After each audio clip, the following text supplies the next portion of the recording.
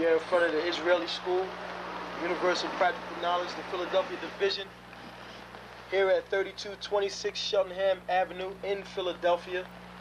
We're standing in front of the school right now, getting a description of the 12 tribe sign that's been painted by one of the brothers that was in the school: Judah, Benjamin, Levi, Simeon, Zebulun, Ephraim, Manasseh, Gad, Reuben, Naphtali, Asher, and Issachar. Those are the 12 tribes of Israel.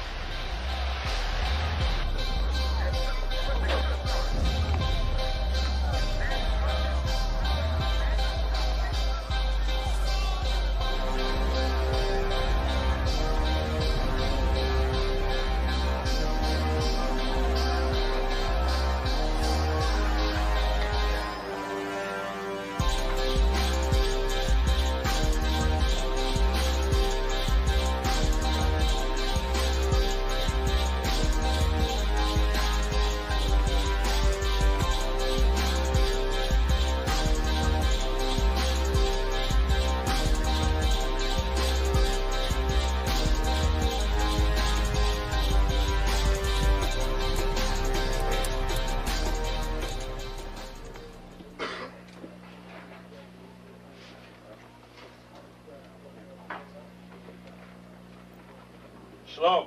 Shalom.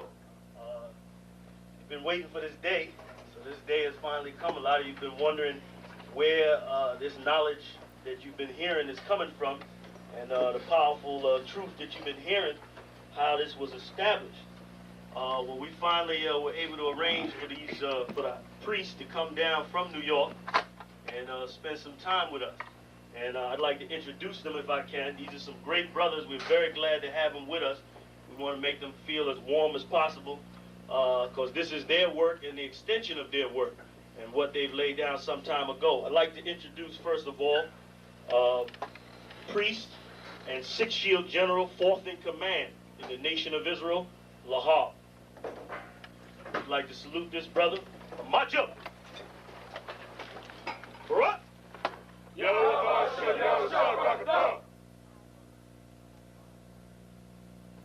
Yeshabiam, which means sit. And I'm going to turn it over now to priest General Lahab. Come on, brother. I'd like to say this, starting off, we're very impressed at your school here, and we're very impressed to see that the brothers and sisters in Philadelphia think enough of the Most High and the Bible and the truth and your nationality to be a part of this, because most of the brothers and sisters are running from the truth.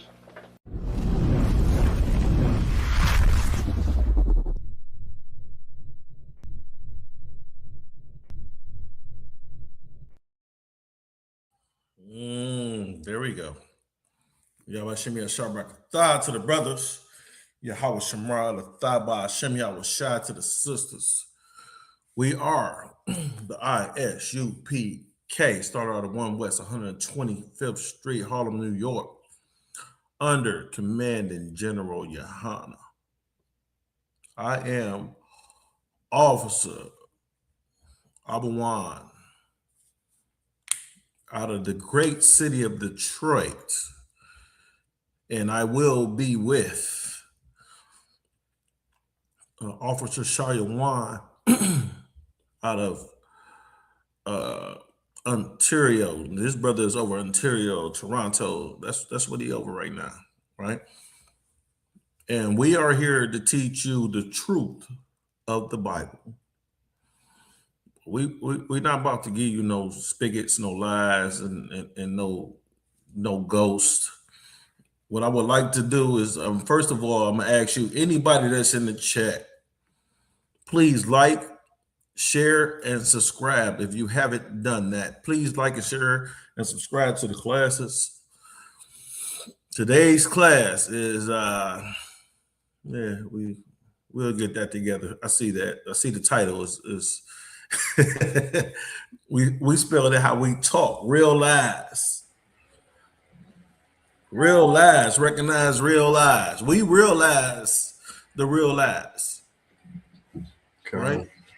And with us recognize and realize, we see what's going on with our people in this the judicial system. Is that how you say that? Yeah, judicial system. You understand is that when you look at the judicial system, if you look at the what's that Liberty chick that's holding the scales, she holding up the scales. Lady Liberty. She holding up the scales, and she's supposed to be blind to the individuals that are being judged, right? So all she's supposed to do is recognize and hear and realize what the truth is. But we understand that that chick peeping through that blindfold. Let me get a little bit more gangster. Let me get a little bit more gangster. Yeah, we know. We realize that she don't understand what the truth is. If she understood what the truth is, you wouldn't have individuals like what's the young brother that got shot by the Moabite?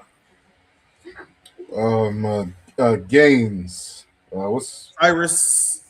Cyrus? Yeah, Cyrus Gaines, I believe it was. Got shot by the Moabite. Because there's another story about a brother in Ypsilanti, little young 6-7-year-old little brother. He got shot by a Moabite. And he said the little Moabite was too fast, so the Moabite couldn't catch him. Remember that? He said it was too fast. The Moabite couldn't catch him. Yeah. Right? That's why the Moabite pulled out his sidearm and shot the young brother. Right? Because the young brother put his bike down on his line or in front of his house. Understand, Israel, blacks, Native Americans, Hispanics, 12 tribes. We're only talking to you. We're only talking to you. Understand, this place ain't for you. It's not for you. You got something, sir? Because I keep going. Just a quick shout out to the chat. UPK Adam, Thamakya, Kwam Sha'ala, Aisha Banath, and Sister Maria. Shout out to everybody in the chat. You know what I mean? Let's get into the topic, Chris. Let's get into it. Hey, sir, I ain't gonna say nothing, but you spelled that realize gangsters. You spelled the gangster. I like that. You realize. Shoot. Right? Understand is that when we let you guys know, when we let you individuals know, we realize. Think about what's going on in America today, right? Nolan Wells. What happened to Nolan Wells? Nolan Wells was left alone, right? We left him alone on the island. He went out. How can I say this? He went out with a couple of pale faces. And when I'm going out with these pale faces, he didn't come back. Right? He had a black mother and father. He didn't come back to his mother and father. Yeah, what was he, 17, 18 years old? God. Young man, strong man, played sports and all that kind of stuff. Right. So he went out with these pale-faced people. He was the only melanated individual amongst pale-faced. Think about that. The only melanated individual amongst pale faces. God. So what happened to him? They still look at it. What happened to him?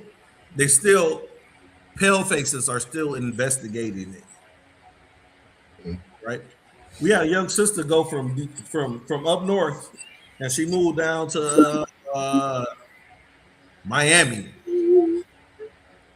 Right? And they found the young sister hanging from a tree. They found her hanging from a tree. Now, ask yourself this, Israel. Ask yourself this. When is the last time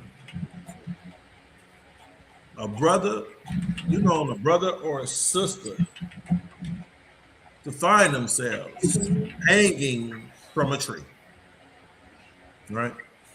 And what we say is realize, recognize real life, right?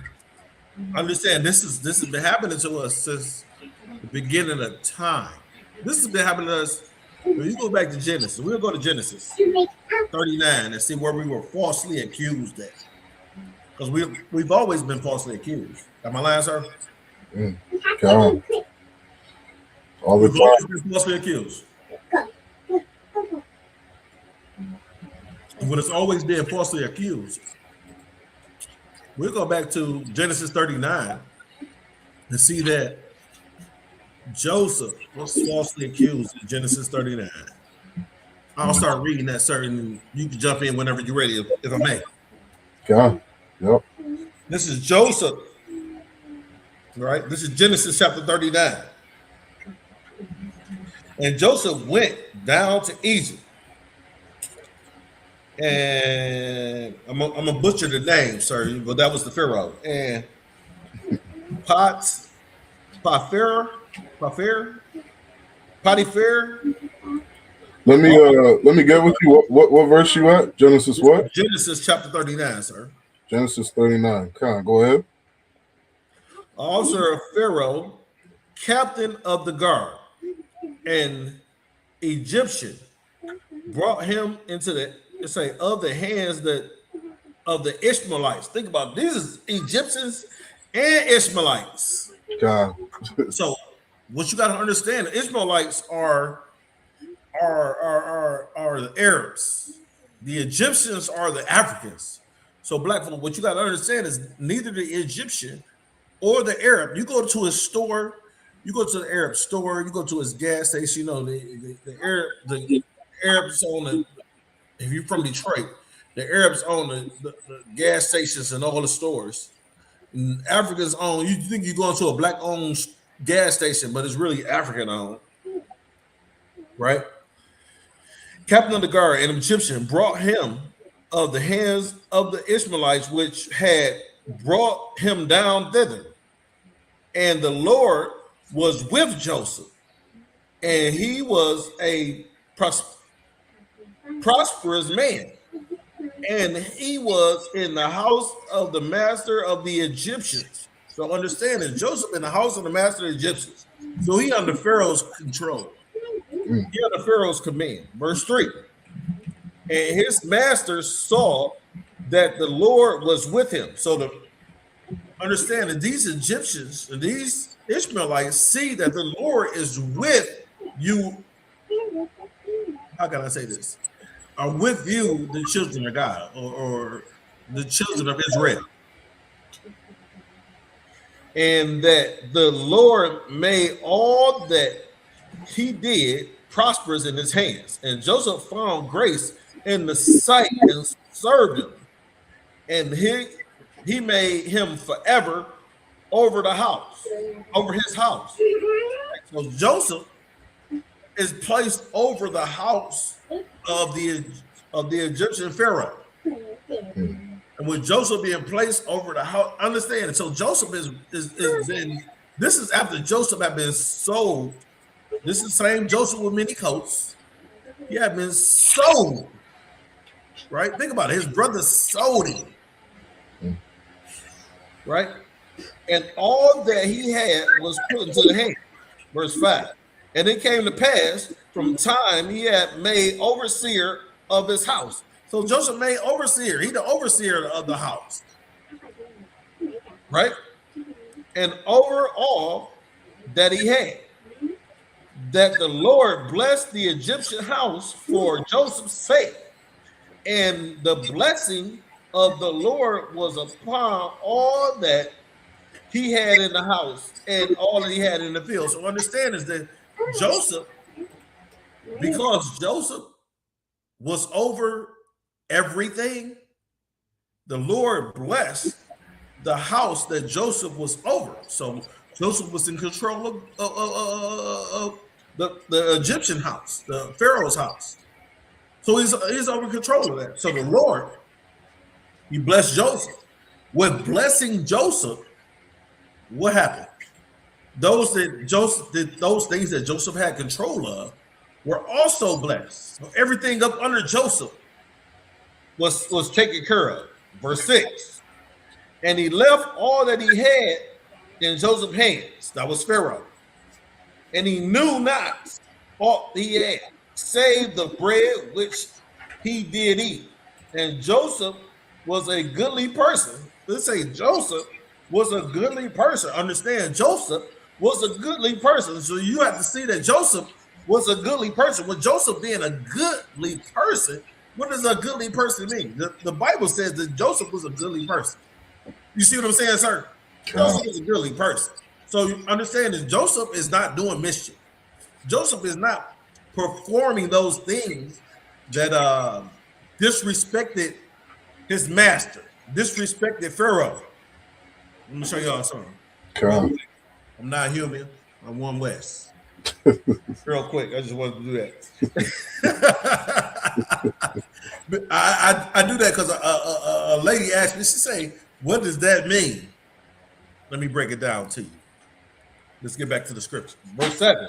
And it came to pass after these things that his master's wife cast her eyes upon Joseph, and she said, lie with me. Ooh, wait. Now we get into the goodness. His master's wife.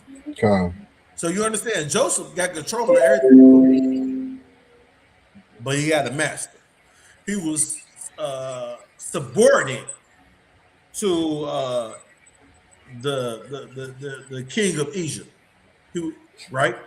He was subordinate to the king of Egypt. And Joseph, being a goodly person and an honest man, let's see what Joseph did, right? You know, think about this. You are, let's say this, you in America, and you are second, and I'm gonna just throw an analogy up so you can understand the position that Joseph had. You are a good person. And you are second in command to Donald Trump, right? You are the vice president. Yep. I don't even know who the vice president is. Yeah, I don't know. Trump is good. I don't even know who JD Vance or something like that, right? Yeah, you JD. And Melania Trump come to you like, you looking good. Ooh-wee. That's Melania Trump coming to you. And as JD Vance, you be like, nah, chick. I mess around. I'm hanging out with your boy, and I can't do that, right? This was Joseph about to do, right? Right. Read this, verse 8. But he refused. Who refused? Joseph. Why did Joseph refuse? We say he refused, right? And said unto his master's wife. So he said to Melania Trump, nasty. Oh, I can't say that. If I say what I'm gonna say, I'm gonna get banned. I can't say that. I can't say that. But I'll talk to you offline, sir, about what he said.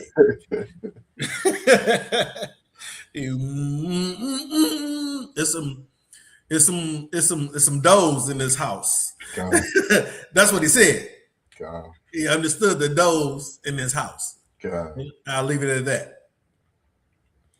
Right? Behold, my master walk not what is with me in the house, and he has committed all that. Look, think about it. He has committed all that he has to my hand. Right? Think about it. His master's house. He got control of everything. Right.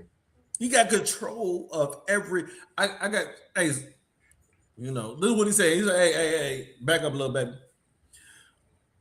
I run it. You know, my master. You know, my boss.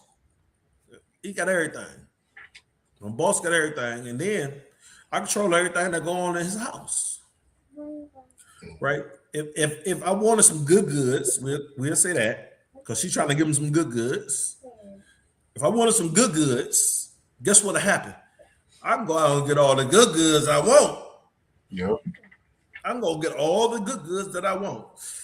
I'm not about to get my master's goods when I can go out here in these streets and get all the goods I want. Verse 9. There is none greater in this house than I. Ooh, wait, you understand what he's saying?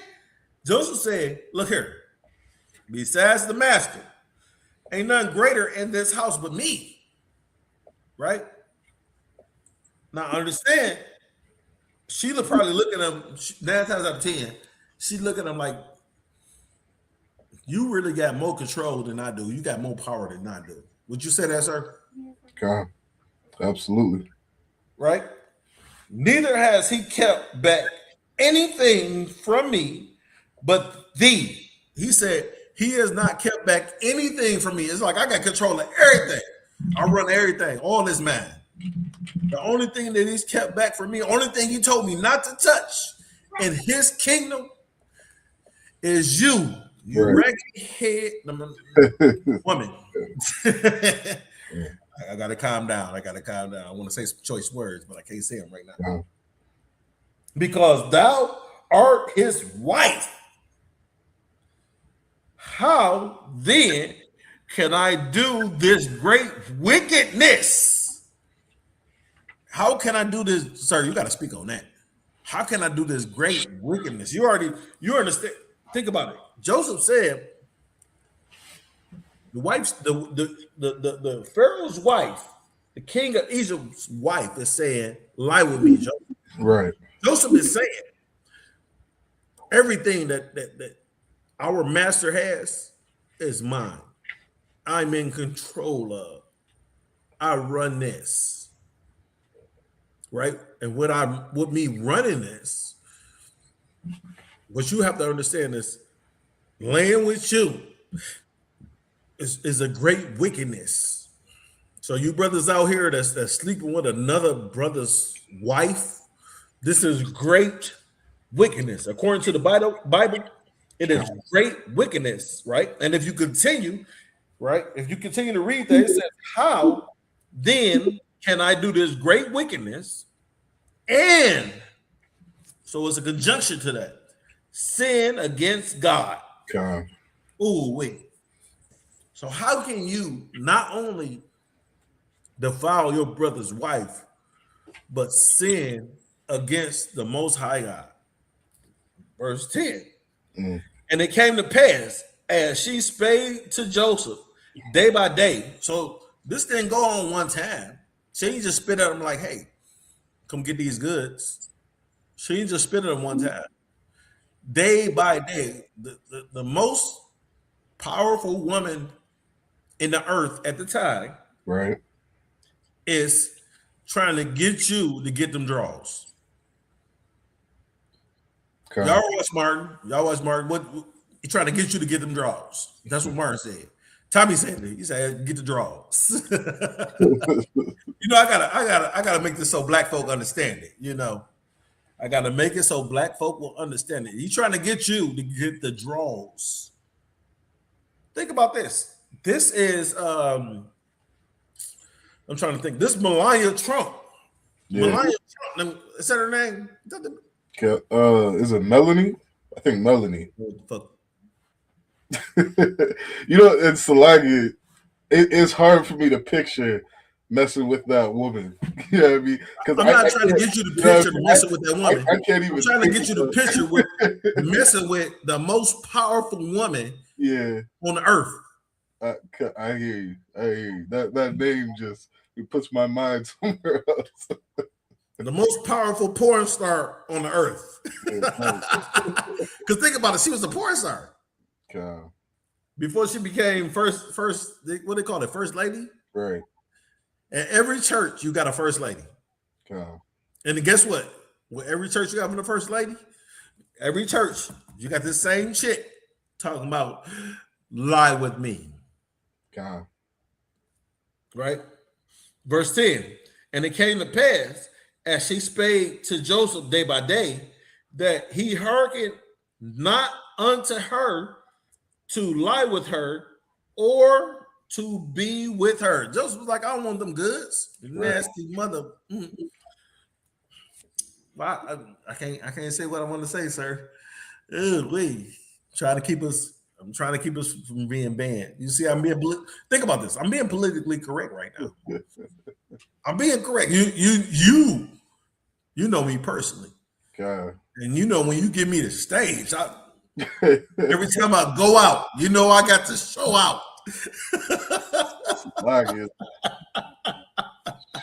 Every time I go out, you know I got to show out. God. You know. We'll keep it scripturally. Verse 11. Verse 11. And it came to pass as Joseph, and it came to pass about the time that Joseph went into the house to do his business. And there was none of the men of the house there within. So Joseph going there to do his business. He working, he handling business. Right? Think about it. You go in there, you got to take care of whatever you got to take care of, handle whatever you got to handle. Think about it. You know there's a black Bible because how we talk. How do we talk? Yeah, I had to go in there and do my business. Had to go handle some business. Is that not how we talk, sir? Yeah. So you know this Bible was written. It's FUBU, for us, by us. It's for us, by us. So Joseph had to go in there handle his business, right? So when Joseph going in there handling his business, he got things he got to take care of. Watch this, verse 12. And she caught him by the garment. Ooh, she grabbed him by the draw. She caught him by the garment, saying, "Lie with me." She's still trying to get Joseph. Right. She's still trying to get Joseph. But watch this, right? Now, I want you to understand. The name of this class is We Realize Real Lies. Right? She told Joseph, saying, "Lie with me." And he left his garment in her hand and fled. What did Joseph do? Left his garment in it. So Joseph ran out there with damn near nothing on. Running. Right? The Christian church tell you to free fornication all the time. Is that not what they tell you? God. They tell you free fornication. Right. This right here is fleeing fornication. God. This fleeing fornication. Joseph's like, no, bitch. Oh, let me stop. You can't call this bitch no bitch. Joseph's like, no, bitch. I'm gone. Right? He said, left his garment and fled and got him out. Right? Verse 13. Mm-hmm. And it came to pass when she saw that he had left his garment in her hand and was fled forth. So she's like, damn, got the hell up out of here. And I got his garment in my hand. She's trying to get that, you know what it was? She's trying to get that, she's trying to get, I'm going to say it like this. She's trying to get some of that good righteousness. Wow. Captain Cesario talked about this the other day. If y'all listen to Captain, when he was talking to the what was he talking to? He was talking to some Edomite the other day, and was when he was talking to the Edomite, he was letting you know that them Edomite women, when brothers was in slavery, them Edomite women wasn't being taken advantage of by the slaves. God. The slaves was being taken advantage of by the Edomite women. And when they seen the, how can I say this? When they seen the girthiness of the slave, the Edomite women was like, ooh, my husband ain't got this at the house. And their back blew out. So this was going on. This is Pharaoh's wife, the king's wife of the king of Egypt. God. She wanted her back blew out by Joseph. And Joseph had the girth in him to go ahead and blow her back out. He could have broke the back loose. And she probably seen that through the garment. y'all know what it is when a brother be walking around with them gray sweatpants on, and y'all be like, damn, stop looking at me, sister. I got some sweatpants on. I'm about to go to the gym. Right? Verse 14. Right? It says she called unto the men of her house. The men of her house, those are the guards. Those are the soldiers that supposedly protect her. And spake unto them, saying, see, he has brought in an Hebrew. He brought what? In a Hebrew. Right. These is Egyptians. So she said, the Lord or the king of the house has brought in a Hebrew, right? Unto us to mock us. He came into me to lie with me, and I cried with a loud voice. Oh, Dang. it was a nigga. She cried unto them in a loud voice, right? Understand this. We will get into some other things that solidify the scripture, and you have to understand that there's a lot of how can I say this? There's a lot of false accusations of brothers. Think about it. Y'all see, Joseph was like, "No, I don't want them goods. I'm great. God. None of that snatch. I don't want none of that pinochle." Joseph like, I don't want none of that pinochle. None of it. I'm good. Like everything that the master owned, I control. I don't want none of that punani. Is that what Joseph been saying? Now understand, this is Genesis chapter 39, right? We started at 1. We had 14 already, going to 15. Verse 15. And the whole time Joseph been saying, I'm good, babe. I'm good. Brothers, you've been in a situation where a sister been trying to offer you that snatch. And with her offering you that snatch, you tell her, no. One of the sons that I like is 8 Ball and MJG. You might not remember this, sir. No. 8 Ball and MJG, my homeboy's girlfriend. This was what's going on. But Joseph said no. Joseph said no. In the song with 8 Ball and MJG, the brother said yes. So him and his brother were at odds with one another, and then they go into the song end up with them having to unalive one another. Right? They have to unalive one another. And all he had to do was do what he did. Let me remind y'all, we real lives. I'm gonna keep reminding y'all what the name of this class is. God. The reason why I'm gonna keep reminding y'all what the name of this class is because this class is about false accusations, about brothers that have been falsely accused of certain things and then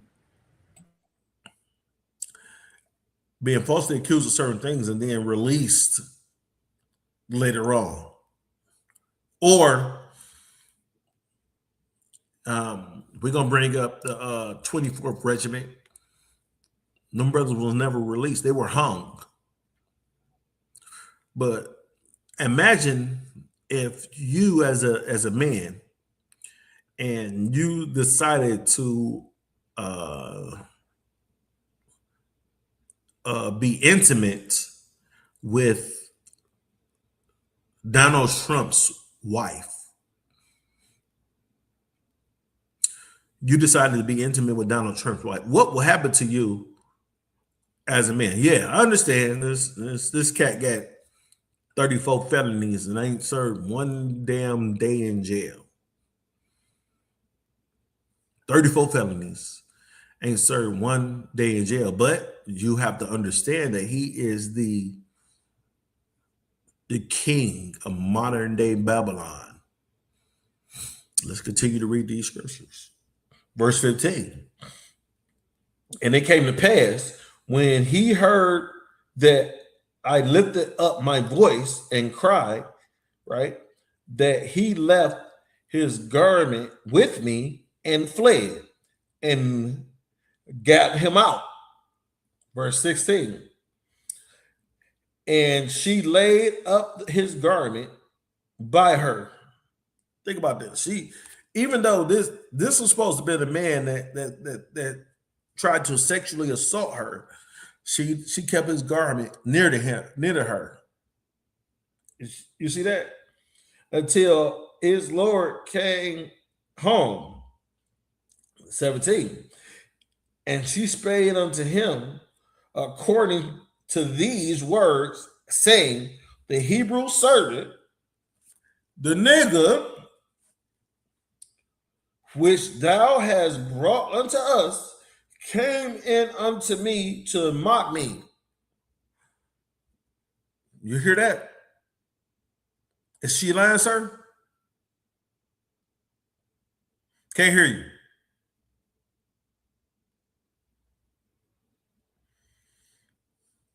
I can't hear you, sir. Oh, Salakia. Oh, there you go. There you go. I can hear you now. Look what she said. Verse 17 said, and she spake. So she said unto him. So she's speaking unto the king according to these words. She's saying the Hebrew, the nigger, right, brought as a servant, which thou hast brought unto us, came unto me to mock me. Lying bitch. Right. Right? Let me turn the page. To mock me. So she's saying that the individual that you brought unto me, right? The Hebrew servant. Think about it. We servants in modern day Babylon. We are servants. Verse 18. And it came to pass as I lifted up my voice and cried that he left his garment with me and fled out. Reading the scriptures, we know that he fled out because she was trying to get some of that good girthiness, that Hebrew girth, that how the gentleman said, that Hebrew hammer. She wanted that Hebrew hammer, and he wouldn't provide it to her. He wouldn't knock down them nails, right? Because apparently she wanted the Hebrewness, and what you got to understand is that if she wanted that Hebrew hammer, she's probably tried a hammer of other nations. She's tried it. And she know that Hebrew goodness. So them 12 tribes working with that gird. They work with that fire. And she trying to try some of that fire. 19. And it came to pass when his master heard the words of his wife, which spake unto him, saying, after this manner, did thy servant to me? You say, did thy servant to me, that his wrath was kindled. You got to understand that if you hire a cat and he's this dude working for you, and you see that he's trying to spank dangle, I'll say that. I got it. He trying to spank dangle your wife, right? You're gonna be mad as hell. You're gonna be mad as hell. Sir, you got a wife. Right? Imagine you hiring some idiot bastard, and he try to seduce your wife. You're gonna be mad as hell, especially if you understand that you got a righteous wife, and she come to you and tell you this. Good night. What you about to do? You about to lay hands to this cat. right? God. But the king of Egypt didn't have no righteous wife. He had a if I look at my beeper, we would call her a 304. Melanie Trump. Salaki. Got a Melania Trump, porn star. Good night. You know Trump ain't hitting that right. This old ass ain't hitting that right. Yeah. You know Melania Trump got some sad look at this. What's the Kurt dude that got shot in the side of the neck? Charlie Kirk. Charlie Kirk. God. As soon as Charlie Kirk was laid to rest, Damn. his wife had a nigga. Good night. Then she had a nigga. She needed that good girthiness. I feel sorry for your sisters. She needed that girthiness. Damn. She needed that blessed rod. The whole rod he was talking about. The whole time he talking about you niggas ain't this, you niggas ain't that. And then the back door, your wife in there getting some girthiness. She getting that good nerve girthiness. We'll continue. Where we at? 19? God. Mm-hmm. Understand that real lies recognize real lies. We realize real lies. Right? 19 is saying it came to pass. His master heard the word of his wife, which had spake unto him, saying, after this manner did thy servant to me. Right? So she's saying, like, this was your servant did to me. He tried to get my draws. God. As we were reading, did Joseph try to get them? Joseph was saying, no, baby girl, stand off, bag back, leave me alone. Get off this, and there's a D word that come after that. That's what the rappers say. Is that not what he said? After this manner did thy servant to me, that his wrath was kindled. Verse 20. And Joseph master took him and put him into prison. Just like that. And Joseph master took him and put him into prison. So Joseph was falsely accused of what? Damn. Look. It wasn't even grape. That's how we say it on the internet. It wasn't even grape. It was attempted grape. Right? So Joseph didn't take her. Joseph attempted to take her according to her words. Right? According to her words. I want Israel. I want you to understand what happened. It's a place where the king's prisoners were bound, and he was there in the prison. God. So Joseph was falsely accused. This in Genesis. Look at this. This is a big book. This is in Genesis 39. And with being in Genesis 39, we ain't made it.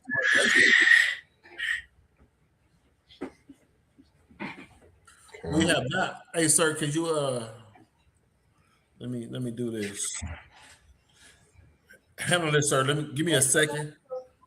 God, no sweat.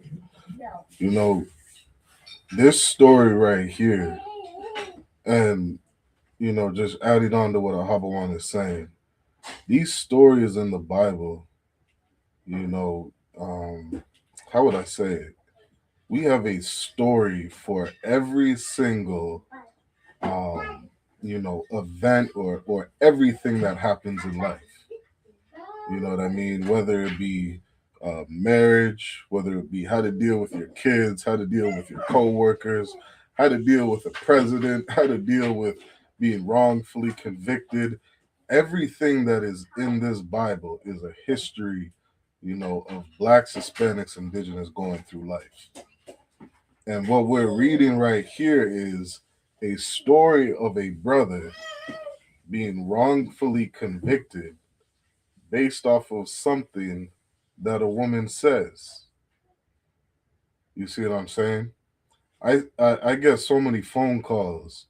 I was speaking to a brother the other day, and he's talking to me how, he's having a problem coming to classes and this and that because, he's caught up with a court case and different problems and this and that.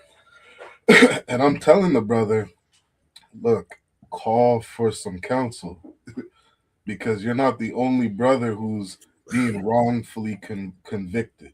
Damn You're right. not the only brother being wrongfully accused.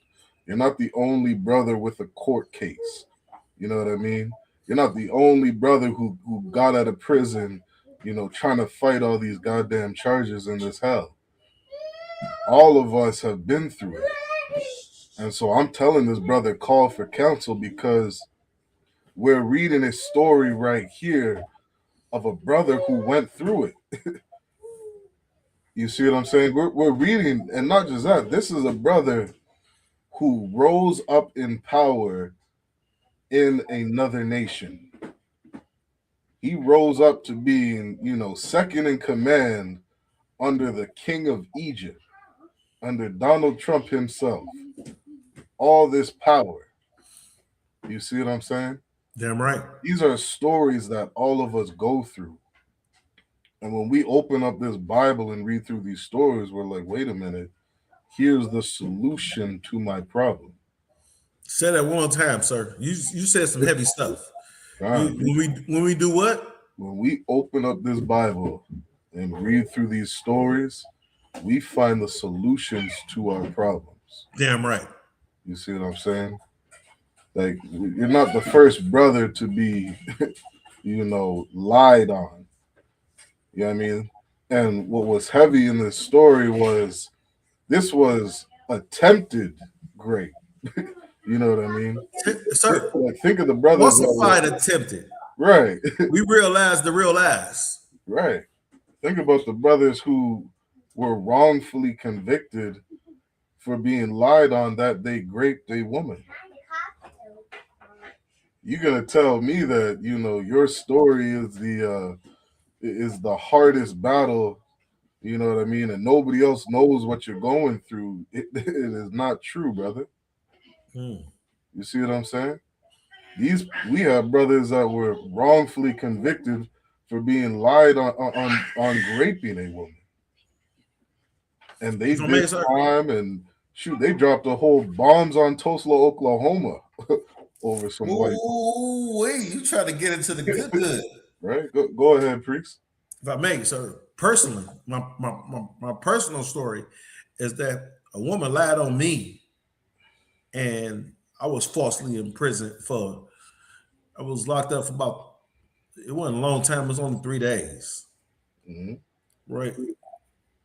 And what ended up happening is that the detectives, after they go out and do their due diligence, they understood that, the things that she was saying was a lie. Right. And when they understood that the things that she said was a lie, then they end up letting me go, releasing. But the problem is that the judicial system in America says you are innocent until proven guilty. That's not true for Black man, Hispanic man, Native American man. It's not true for y'all. You are guilty until you prove your innocence. Think about what happened to Joseph. She lied on Joseph, and with her lying on Joseph had to go and eventually prove his innocence. If we read longer into the story, Joseph had to show that his righteousness after he was convicted of being think about it, he was thrown in prison for trying to sexually assault the king's wife. Right. Shoot, man. I just saw a video of a white woman beating herself. She took some With the hammer? Yeah, she was hitting herself. You know what I mean? Getting ready to call the police, saying that, you know, a man was physically abusing her. Why my thing is this, why as a dumbass white woman, why would you videotape that if you're gonna falsely accuse somebody? Goddamn. Yeah, I thought that was dumb as hell. You know what I mean? But I'm not gonna show me beat my own ass if I'm gonna falsely accuse somebody of beating my ass. right. And it How nutty does that sound? right. And it makes me wonder, like, how did some of these white women back then falsely accuse us? You know, maybe they ripped their shirt open. You know, maybe they messed their hair up and then went to the police and said, you know, I was trying to fight out of this struggle. You remember the video, I think you brought that up, where that white woman in the park was going crazy. I think the brother was walking a dog through the park or something. Or You're talking about the brother that was bird watching. Yeah, he was bird watching. He was bird watching in where was he at? He was in Central Park. Right. I like to call it Seneca Village. I like to call it Seneca Village. God. You know, Seneca Village. He was bird watching in Seneca Village. Could you imagine if that wasn't being videotaped, the lies she would tell on that man? She was choking shit out of that dog. Good night. You know what I mean? But you know, on a real note, this is the society that we're in. We're in a unjust society. People, you know what I mean? A lot of people don't have a problem lying to the police. Damn right. You know what I mean?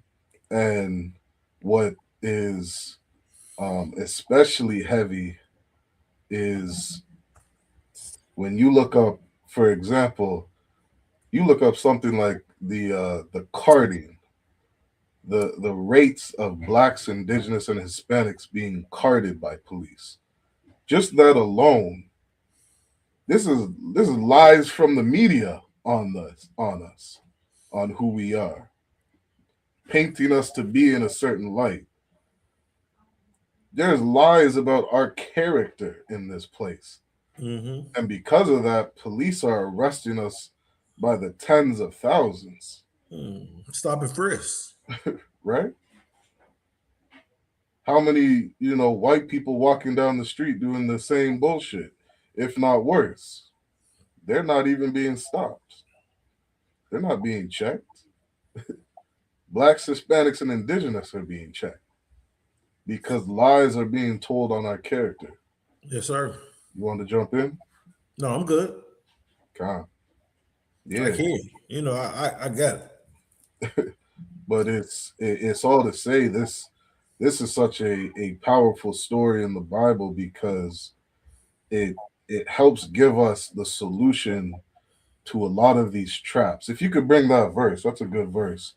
And then I'll pull up. Or did you want to keep reading on this? No, I'm good with that, sir. I just wanted to bring the fact up that we've been falsely accused. Yeah. If you could grab they set traps for us. I gotta search that one out. I wonder if that's in Lamentations, because you talking about Lamentations 4:18, 17. That might be it. That one I think is they hunt our steps.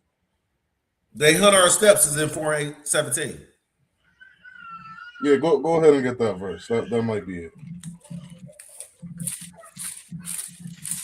Yeah, I mean, because these are a lot of the traps. No, select. I don't think that's a verse. I don't think that's the one I'm looking for. It might be Isaiah. How to search it up? Let me see real quick. They hunt our steps is definitely Lamentations. Do you want that? Pick up Psalms 140 and 5. Yeah, Psalms 140 and 5.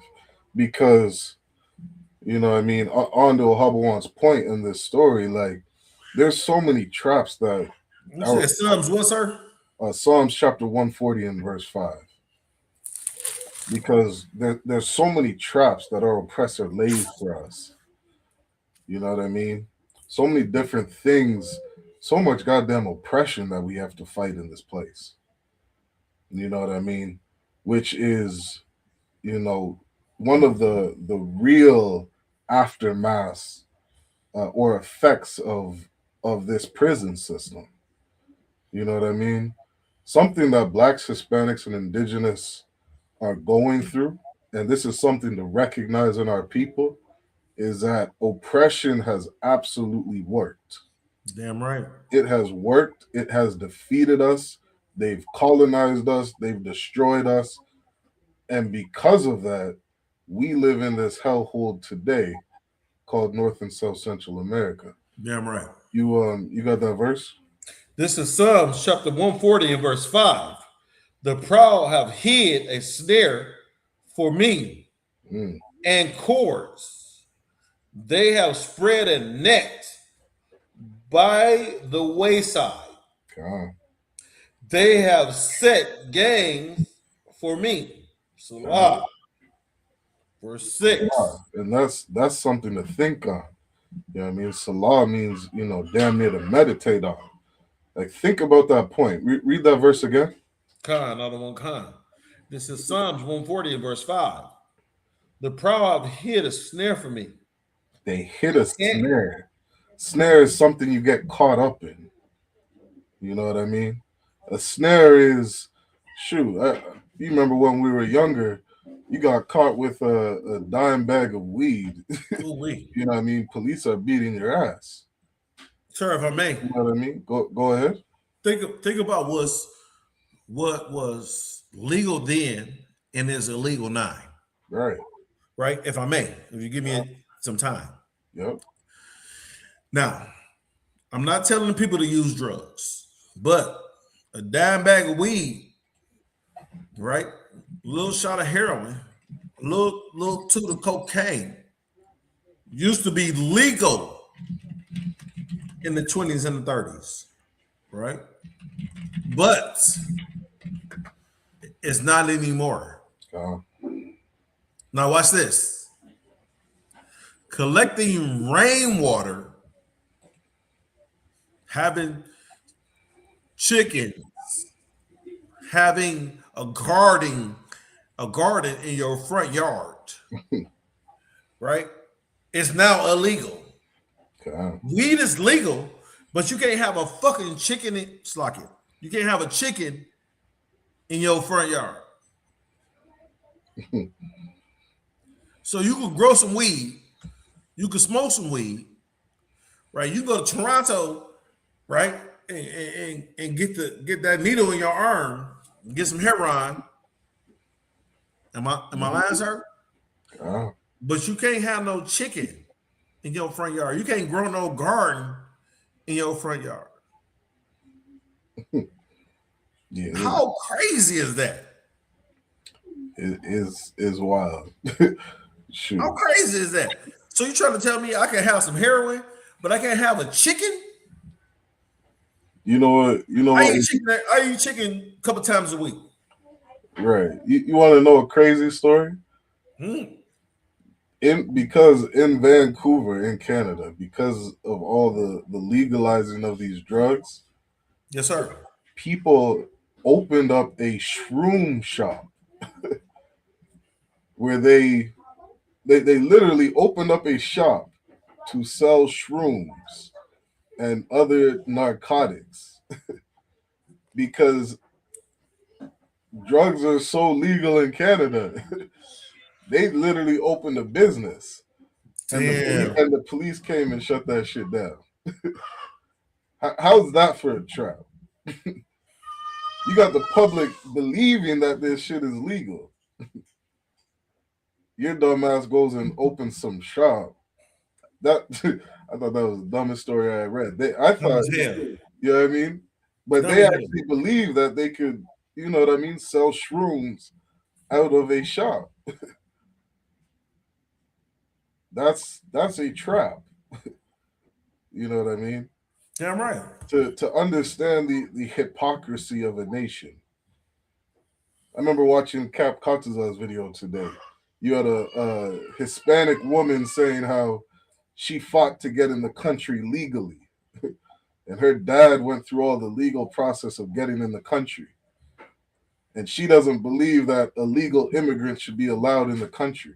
And she illegal here. It's like what? And she is an illegal immigrant by being an illegal immigrant. That's the hypocrisy of a nation.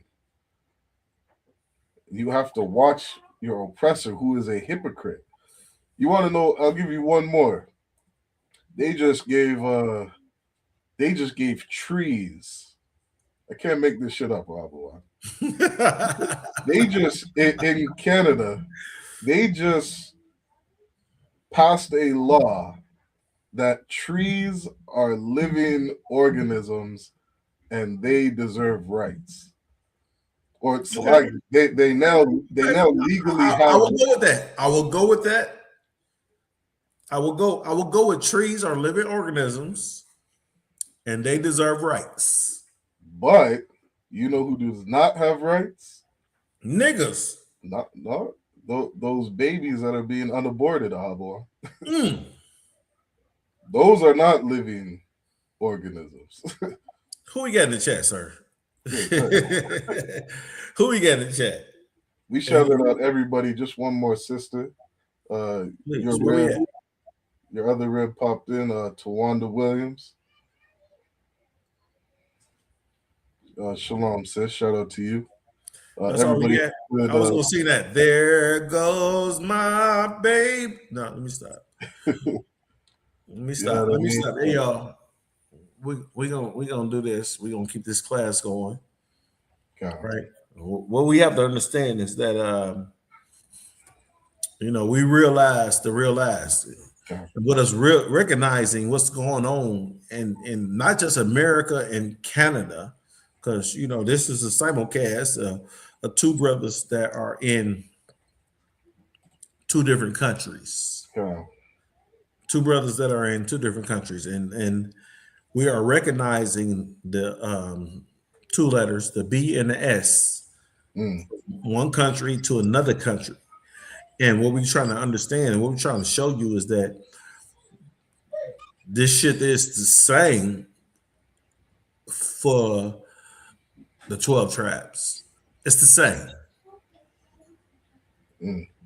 If I could, I got I'll read a part of an article.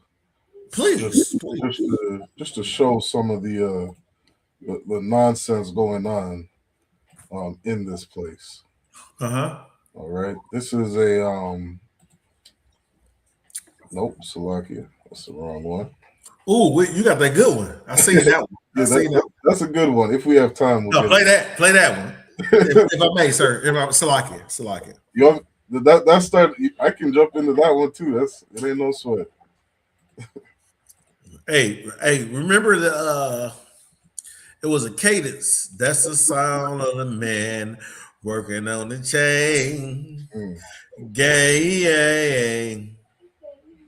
God, this is heavy. That's cool. Why you doing that? Let me do this.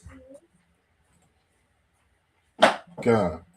It says, new report highlights persistent racial disparities among wrongful convictions. Innocent Black people are 19 times more likely to be wrongly convicted of drug crimes. That is, the numbers are always, I don't know if I want to say shocking. They're always amazing. The level of racism, right. Well, I shouldn't even say racism, the level of hatred that our oppressor has for us is on a level that we could never understand. Black people, and this is just Black people, this is including Indigenous and Hispanic. Black people are 19 times more likely to be wrongly convicted of drug crimes. Oh wait, you said how many times? I don't even know if I need to read anything else in this article. Oh. So Because if we got this 20 is so brothers in the room, diabolical right here. if I may, sir, God. if we got 20 brothers in the room, black people are 19 times. So 19 out of 20 more convicted of, and these are falsified. Mhm. Right. We see many Israel, you've seen many videos where they plant something on a brother. They tackle him down to the ground and they put some dope in his pocket. God. Right. We seen that many a times where you getting arrested. When I say you, I mean us getting arrested. And after we get arrested, they put some drugs on us. Good night. Right? We may have never have used these drugs or dealt with these drugs before. But this 19th time that we get arrested, guess what happens? Somebody put some dope in our pocket. And the people that put the dope in the pocket, it's the same people that putting the handcuffs on us. Could you? I'm trying to think. Trying to think of a number. When you went, okay, I'll take my experience. I went to a high school in West Palm Beach, Florida. Okay, that's because you was a rich nigga.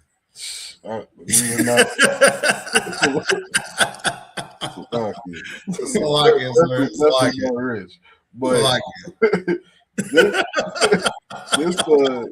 this high school, okay, it had around 6,000 kids in it. Okay, damn, in high school? Yeah. If I may, sir, it was a big ass high school. That was a big ass high school. I graduated with 670 individuals. And as graduating with 670 individuals, 80% of those individuals were female. So when I have a high school reunion, how many were in your high school? 670. 670. No, that was my graduating class. Oh, okay. My class was probably about 1,000. Okay, so 1,000. Let me see. Let me take 50. What's 50 times 19? Okay, that's close. So think about this, Ahabawan. 2,000. Think about this. No, okay? less than 2,000. Okay, 2,000. That works. For every 100, that would be 2,000. For every 100 white people that are wrongly convicted of drugs, 1,900 blacks would be wrongfully convicted. Ooh. That's how much 19 times more is. That's your whole goddamn high school.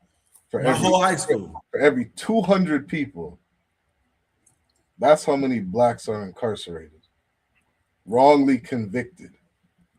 And that does not include Hispanic or indigenous people. If I may, sir. Con, go ahead. Right. I see my rib checking in. But what I'm saying is, I graduated with 600 and we had a little over 670, like 672, 673, whatever. It was 670. Right. And that was the biggest graduating school in the city of Detroit at the time. Think about this. So 670 individuals graduated. It was the biggest graduating school at the time. Number two is it was 80% female. So Push come to shove, y'all want some ribs? Come to one of my high school reunions. No, let me stop. Right. That's why I have my brothers in my 30th. Yeah, nah. Let me leave that alone. What you have to understand is the largest graduating class in the city of Detroit, right? The largest graduating class in the city of Detroit and the largest population of female that graduated from high school in the city of Detroit comes out of Cass Tech. God.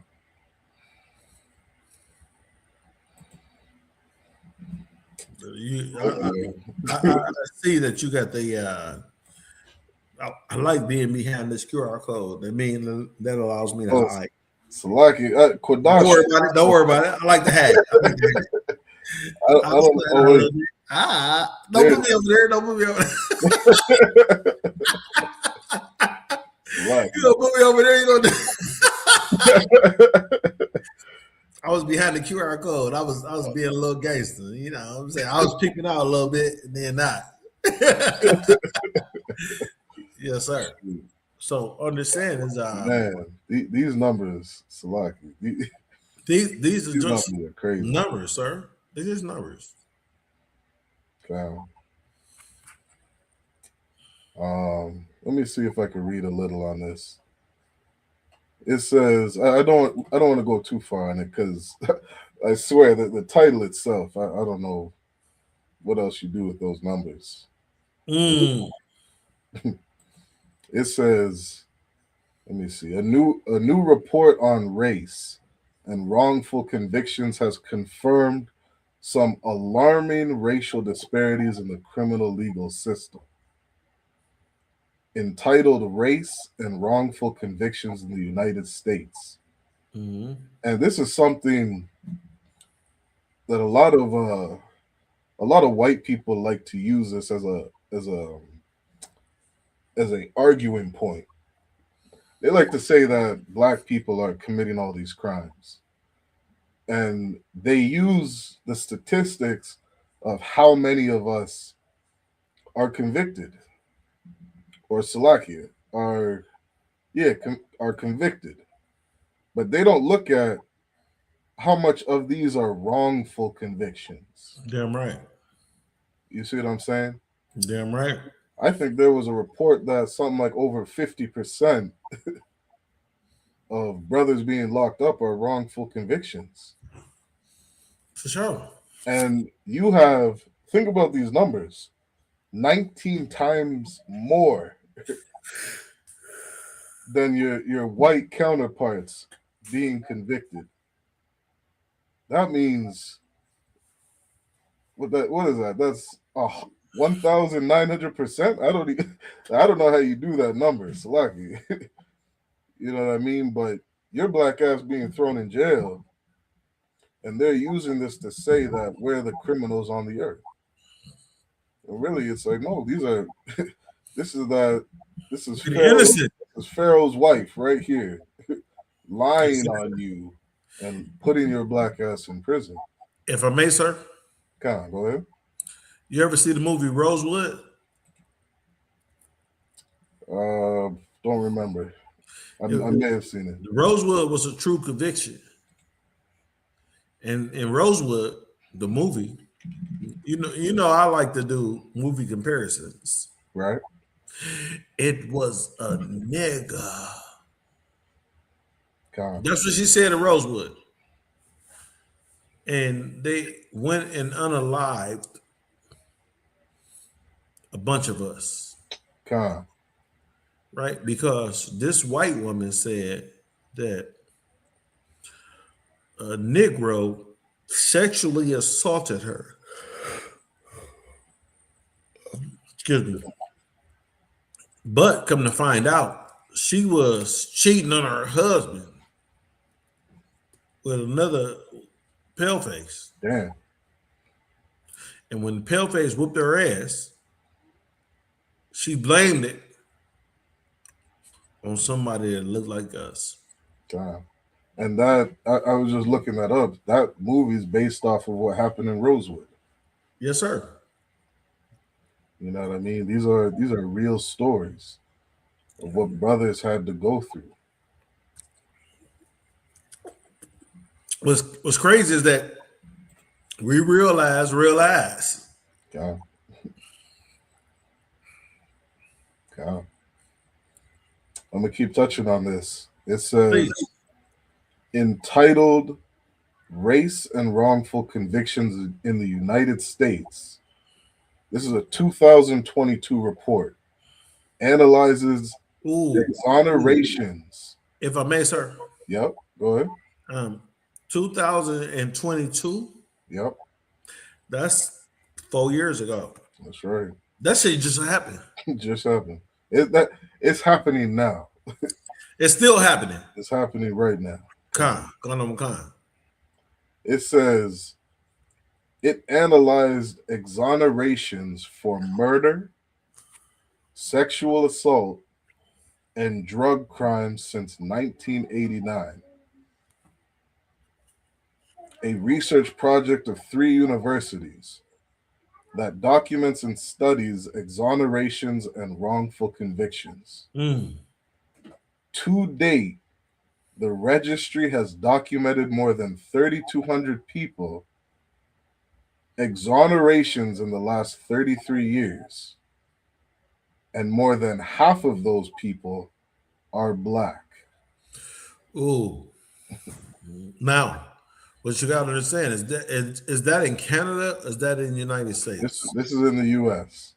So understand is that we only make up 12 to 13% of this wicked ass nation. So how are we 50% of the bullshit? Yep. And that's the next article I was going to bring out, because understanding these numbers, you know, some people may not realize, you know, the percentage that we make up of the total population. And it is not high. Let me see if I can pull that up in the U.S. quick. What's the name of the class? We realize.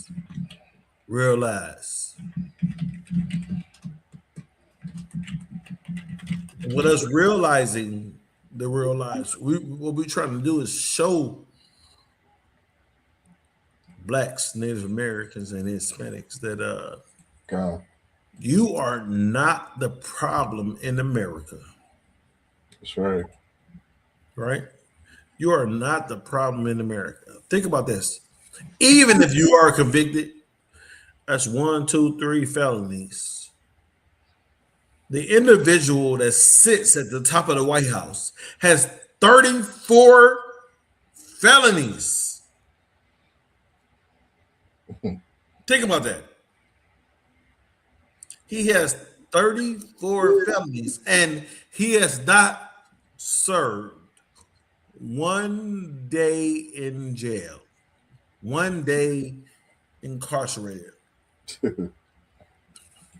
Somebody lied on me, right? And with them lying on me, I sat down in jail for 2 days. Think about it. They lied on me, and I sat in jail for 2 days with them lying. Here's lied on me, and I sat in jail for 2 days.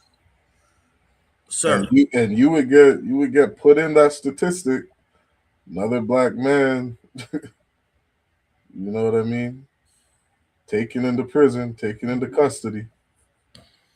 They're just gonna click African American, documented, move on. Yes, sir. Right. It says we have Officer Zarok sat in jail for teaching the truth. Think about it. Officer Zarok, a priest and a prophet of the Most High God, sat in jail for teaching the truth. Mm. I sat in jail because somebody lied on me. The same thing that happened to Joseph. It was a nigga. Damn. Salakia. I was gonna shut this article down, but there's some more heavy points in here. Please. I'm gonna read two things, Mm-hmm. and this is back to the Xerox point. It says, while black people make up just 13% of the U.S. population, they accounted for 53% of exonerated people. Similarly, of the approximately 240 people, the Innocent Project has helped free or exonerate 58% are black. Say it again. 58% of the exonerated people are black. So 58% of the individuals that you falsely arrested are black? That's just what the Innocent Project helped free. That's the innocent. Guess what? And you know what that means? There's more brothers in jail right now that the Innocent Project has never helped. Yeah, man. Here's the real number right here. The National Registry of Exonerations report highlighted particularly shocking disparities between races among wrongful drug convictions. About 69% of people exonerated from drug crimes were black. Oh, wait. And 69% of people exonerated from drug crimes were black. And 16% were white. Despite studies showing that white and black people use illegal drugs at similar rates, and of the nearly 260 people who were exonerated in individual cases in which they were deliberately framed for drug crimes by corrupt police officers. Hold on, back it up. Which they were what? Deliberately framed. They were deliberately framed for drug crimes. These are white people that had a witness against them, right? Mm. God. They were deliberately framed for drug crimes by corrupt police officers. 87% were black. So somebody lied on 80% of the brothers that was supposed. Think about it. This is the same thing that happened to Joseph. Bitch say it was a nigga. God. She said Joseph tried to grape me. That is not what she said. She said Joseph tried to grape me.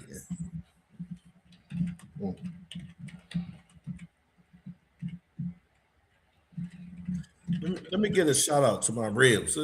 What's going on there? Hey y'all, in the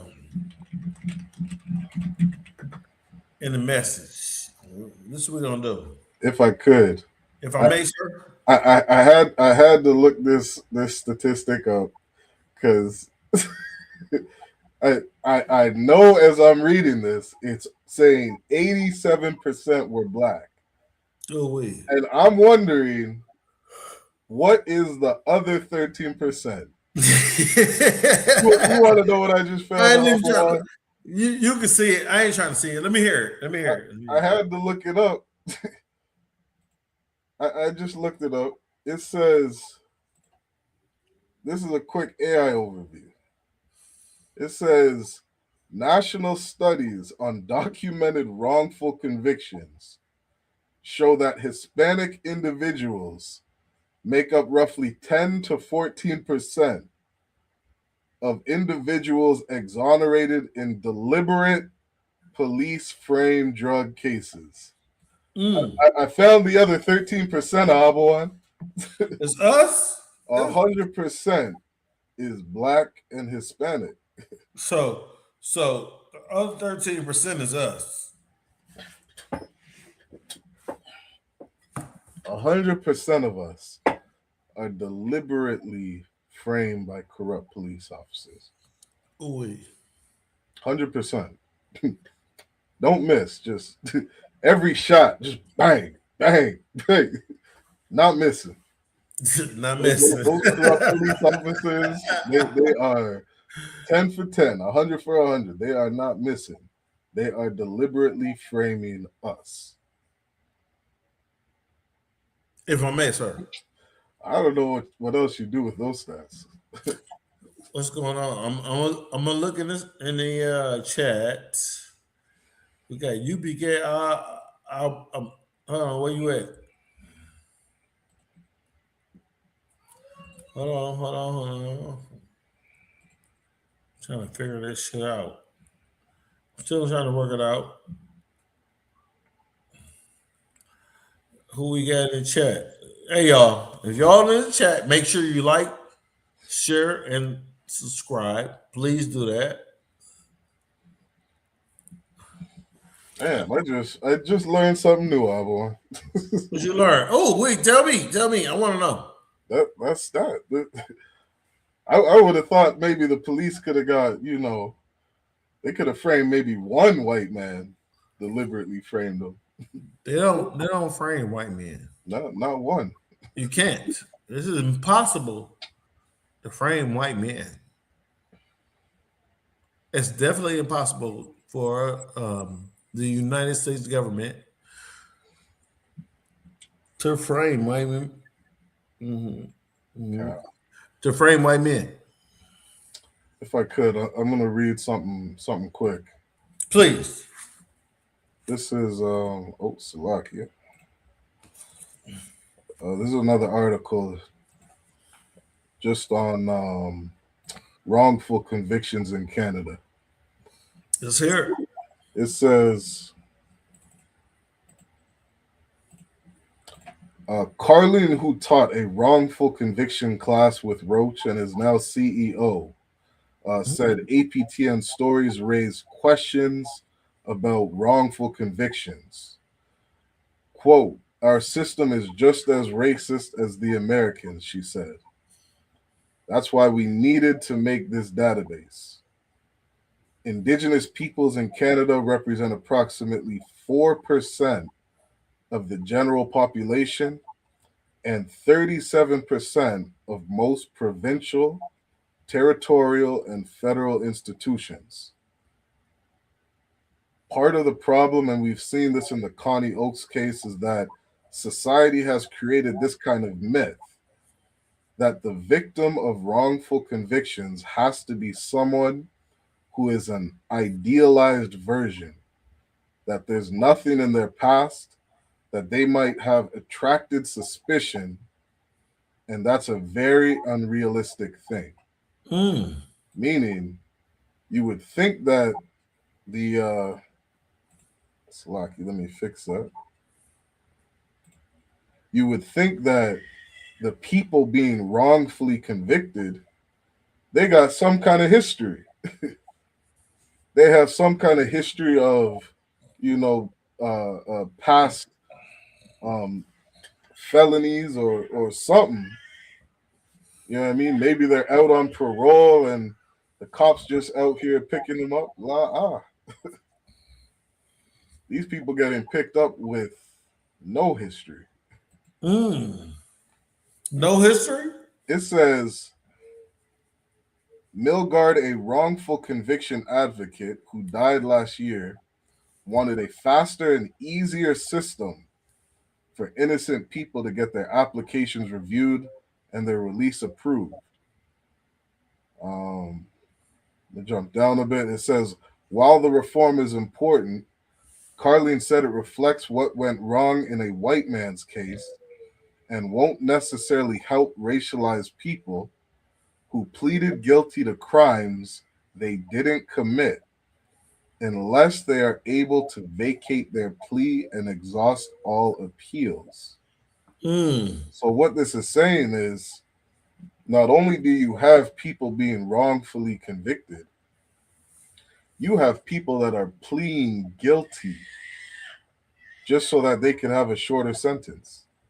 Yeah, I would. They don't have the funds to properly get a lawyer. If I may, sir. Go ahead. If I could get a shorter sentence, right? A shorter sentence, why wouldn't I not plead to a lesser crime? Yeah. I would. God. I would plead to a shorter sentence. Hey, I was there, Habawan. I'm sitting there looking at it like, they about to lock me up for this shit? Hey. I'll plead to a shorter sentence. I've been there. God. I've done it. There's a lot of brothers who they might hear something like, I only got to do 1 year. I only got to do 8 months, 6 months. I'll plead to that. God. And not saying I'm guilty of it, but I'll plead to that shorter sentence. God. Because the fear of being caught guilty on that charge, you might have 6 years in prison. Yeah, right. I'd rather plead guilty to a shorter sentence than the fuck you trying to charge me for. God. Now check this. It says our data set has shed light on many cases that have received little or no media attention. Cases of indigenous and other racialized people, of people living with cognitive disabilities, of women, and more.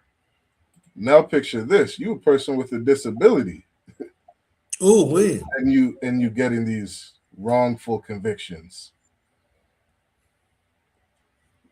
Imagine that. You got some mental health issues, and somebody's just convicted you of drug possession, convicted you of domestic abuse, convicted you of raping a woman. How are you supposed to defend yourself, Ahabawan? You can't. It says, we've also created a timeline of miscarriages of justice to capture issues and cases that fall outside the database but are equally worthy of the public and lawmakers' attention.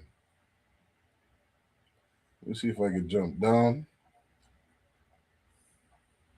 Oh, Salaki, that was it on that. Yeah, Salaki, that was it on that. There was something in here I want to touch on. It's no sweat though. We'll drop that. But that's just showing again that what's going on in the States is the same thing going on in Canada. Damn right.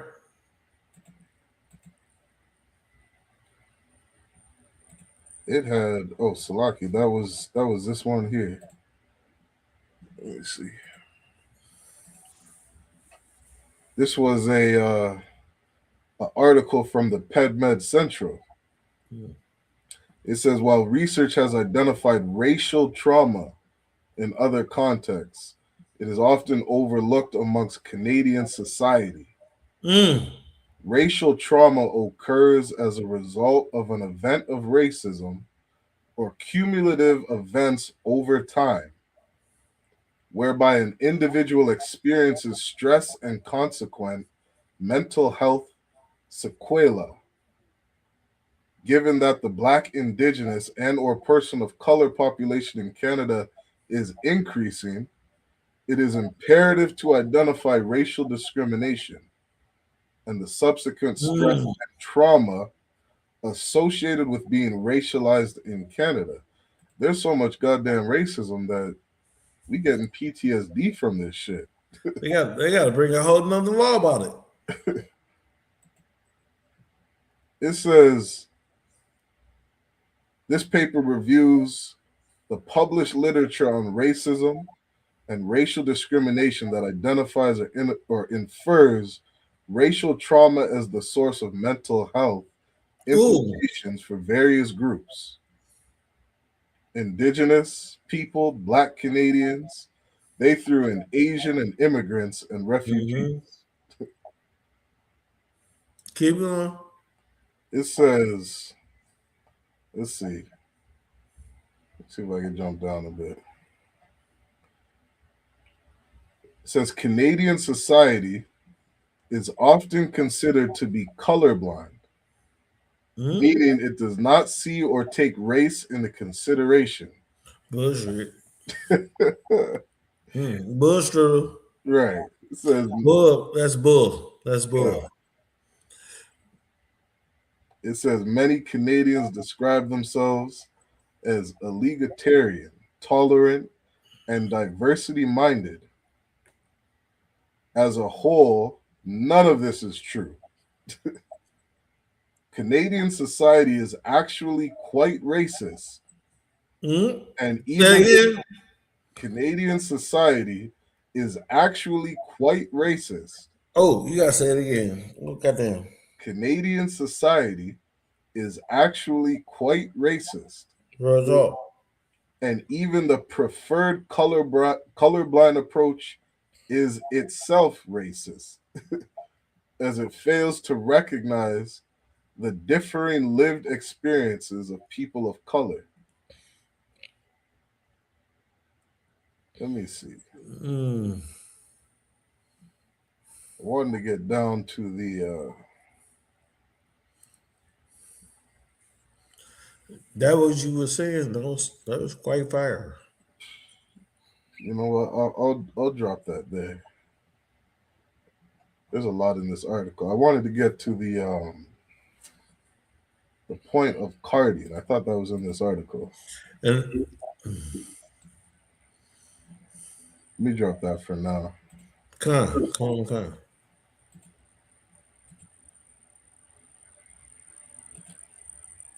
Let me pull up this one. I'll do one more article right here.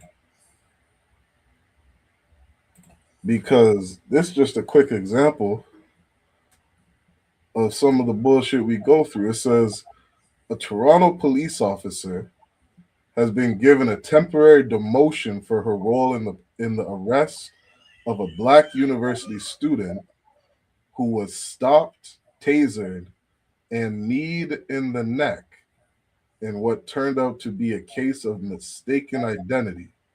Temporary. Now, what I thought was interesting about this is this goddamn knee on the neck is become like a meme in the society. That thing that happened to George Floyd, everybody was chanting, get his knee off his knee off his neck. Now all of a sudden we're reading that this is a common practice of police. Because what do the other articles say? We have so much PTSD from how we're treated. Do you understand what it does to the mind of a Black man when you have your knee on their neck? Come on. It says the Sergeant Rachel Sullivan will be demoted for 8 months from sergeant to police constable first class. For 8 months. That's it. What does it say? Sullivan must seek treatment from the Toronto Police Services Wellness Unit and training from the Toronto Police College on mentorship and leadership, according to the decision.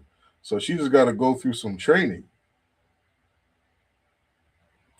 I'm going to jump down. It says, and another officer, Constable Seth Riet Coetter, to using unnecessary force and making an unlawful arrest when she and another officer arrested then 27-year-old Hassani Ogilvy on August 2021. The third officer was disciplined at that level. Now, this is just a wrongful arrest that we read. This is happening 19 times more to blacks than it is to our Caucasian counterparts. These things are creating PTSD and trauma amongst our people because it's constantly happening to us. I'm going to pull up Deuteronomy chapter 28.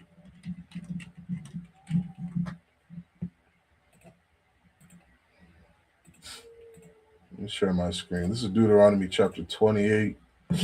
We're going to go to verse 15. It says, "But it shall come to pass, if thou wilt not hearken unto the voice of the Lord thy God, to observe to do all his commandments and his statutes which I command thee this day, that all these curses shall come upon thee and overtake thee."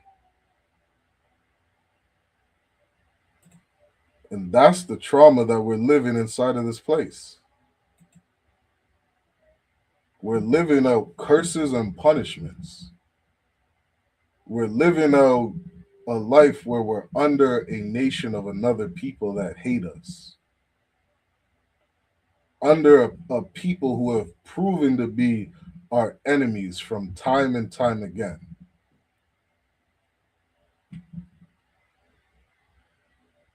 This is a result of blacks, Hispanics, and indigenous not having their own nation, not having a power or a God on our side to protect us.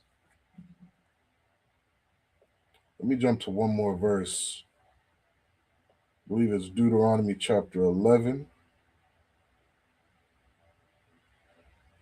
Let me see.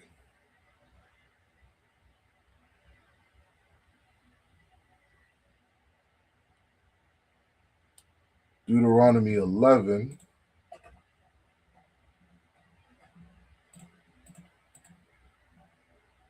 Deuteronomy 11, starting at verse 26.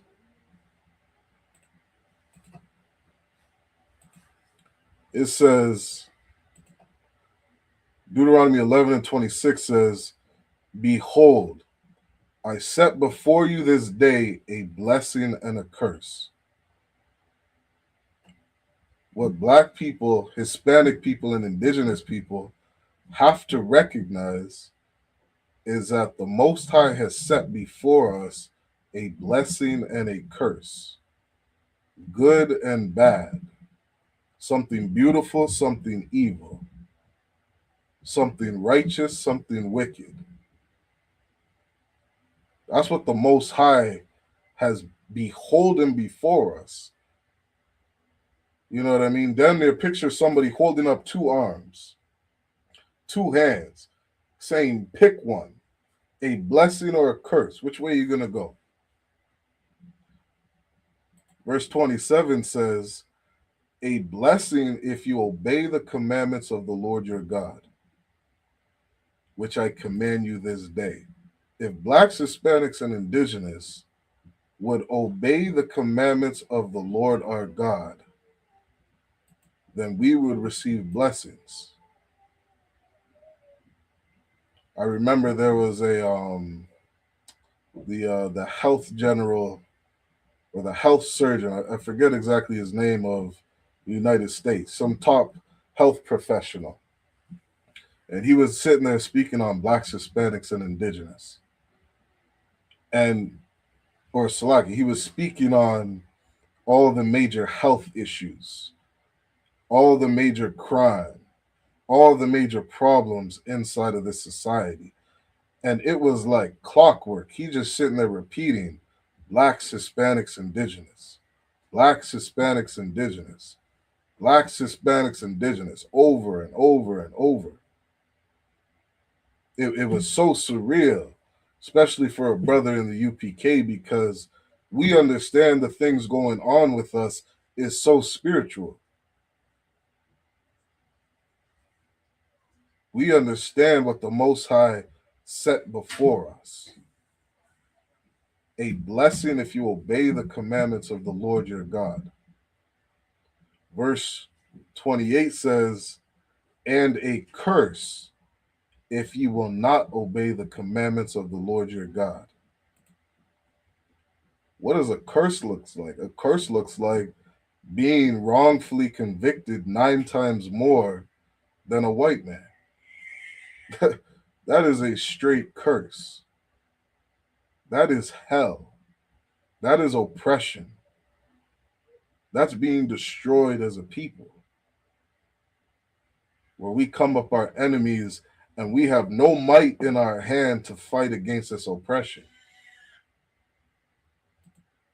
The Most High said, and a curse if you will not obey the commandments of the Lord your God, but to turn aside out of the way which I command you this day, to go after other gods. What have blacks, Hispanics, and indigenous people done? We've gone after other gods. We worship Christianity. We worship Islam. How many brothers are incarcerated, go to prison, and now they become a good Christian? Now they've turned their life over to Islam. That has clearly not fixed the problem here in America. It's clearly not fixed the problem for the Black, Hispanic, and indigenous community. When brothers ask, and they sit and say, oh, I'm going through something. I got this different court case I got to fight. It's because you have no might in your hand inside of this place. You have no might. You have no power to defeat your enemies. You have no power in your hand to do anything. Damn near to the point where these wrongful convictions, these police officers have damn near 100% been targeting us. What did that thing say? 87% of these wrongful convictions done by police officers are black. The other 10 to 14% are Hispanic. Means 100% you are targeted by the police officers from these corrupt police. That's why you get convicted. It says, to go after other gods which ye have not known.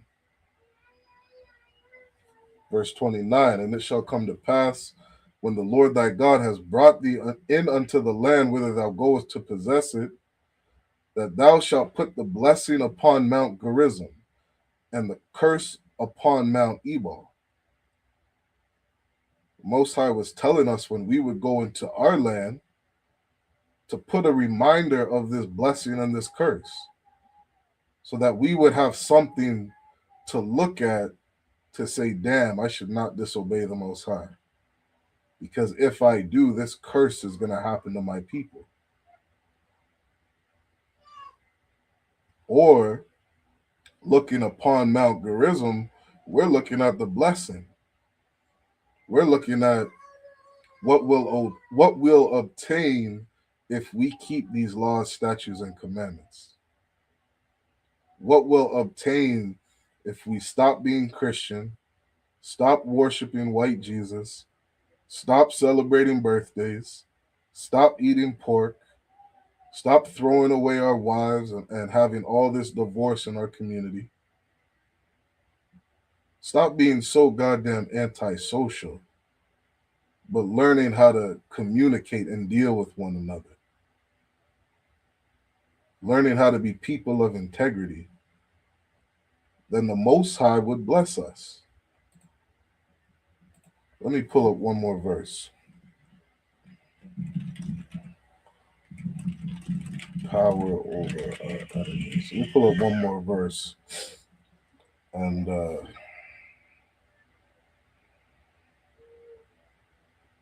then we'll end up the class. I believe it's in the book of Numbers.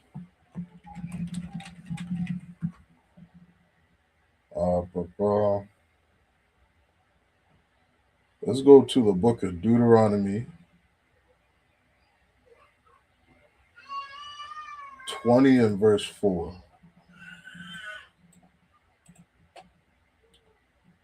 Deuteronomy chapter 20 and verse 4.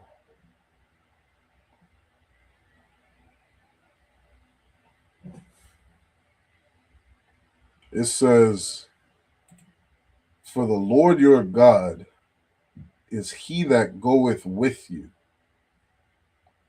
to fight for you against your enemies, to save you." And you got to think about that as a brother who's being wrongfully convicted, wrongfully incarcerated. You have all these different charges against you, all these different powers, the police, the judges, the court system, the judicial system. All these things are against you. You have no power. What you need is somebody to save you. What you need is the Lord your God to save you. Blacks, Hispanics, and indigenous, a lot of us don't even know who our God is. We don't know who our power is. We don't know the God of Abraham, Isaac, and Jacob. That's like you looking for the best lawyer and you have no idea how to find him. You looking for somebody to fight your court case, somebody to help you win this battle, and you have no idea how to find them. That's blacks, Hispanics, and indigenous. You calling for counsel saying you got these different problems in your court case. We got the solution in the ISUPK for you. We know the best lawyer. We just need you to give us a call. We need you to follow our counsel, follow our instructions. That way the Lord your God can save you. Because that's what we need. We need saving. We need salvation. Let me pull up one more verse in the book of Luke. I think that's Luke chapter 1 and verse 70.